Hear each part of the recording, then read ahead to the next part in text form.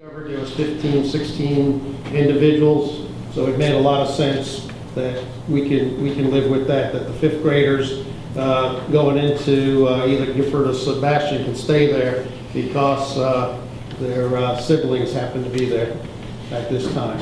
So we finalized these recommendations, we put them forward.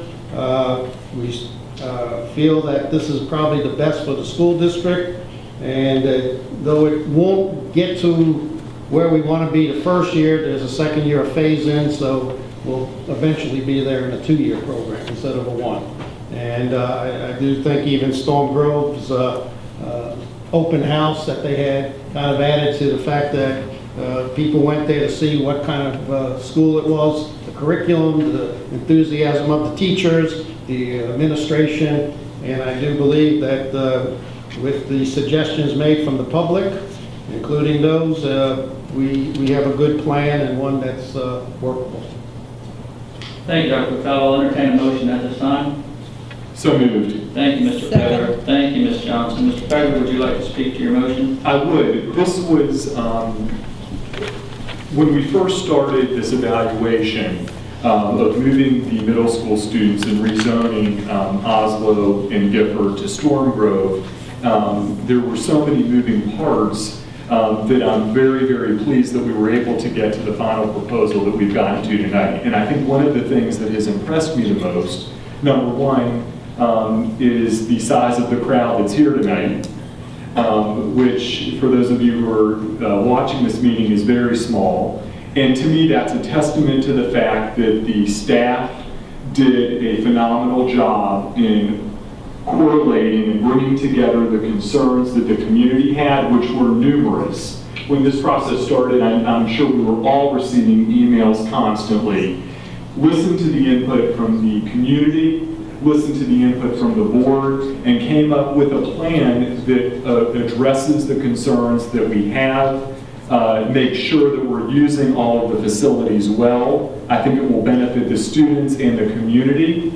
And I think most of all, it puts us in a position for future growth and development in our schools. So I want to say thank you to the staff because you took what could have been, it was a very, very difficult issue and came up with an excellent plan that I think the community appreciates, and I know the community appreciates, and will really get us where we need to be. So thank you. Mr. Pegler, Ms. Johnson, would you like to speak to your second? Any further discussion? Mr. Meadows? And I'd like to support the statement by Mr. Pegler and also thank the parents for taking the time to show your concerns.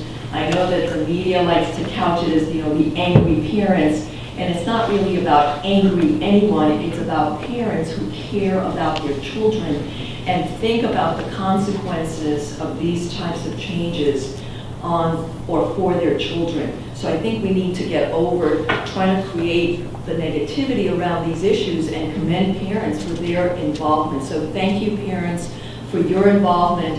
And I do think it's important to remember that the transportation is provided for 2 years.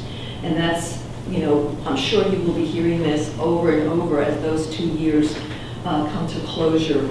And also, thank you to our staff. We were able to take your comments, your concerns, and do what is right for our students, because that's ultimately what we need to be focusing on. Ms. Disney, do you have any discussion? Hello? Do you have any input as to this issue? Yes, I do. Thank you.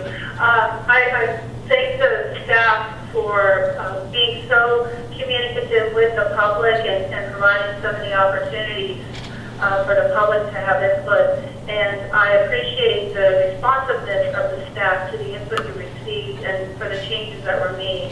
I do, however, remain concerned about the families in Bear Lake Estates that are going to have to make the drive, for parent meetings and to be involved in the school.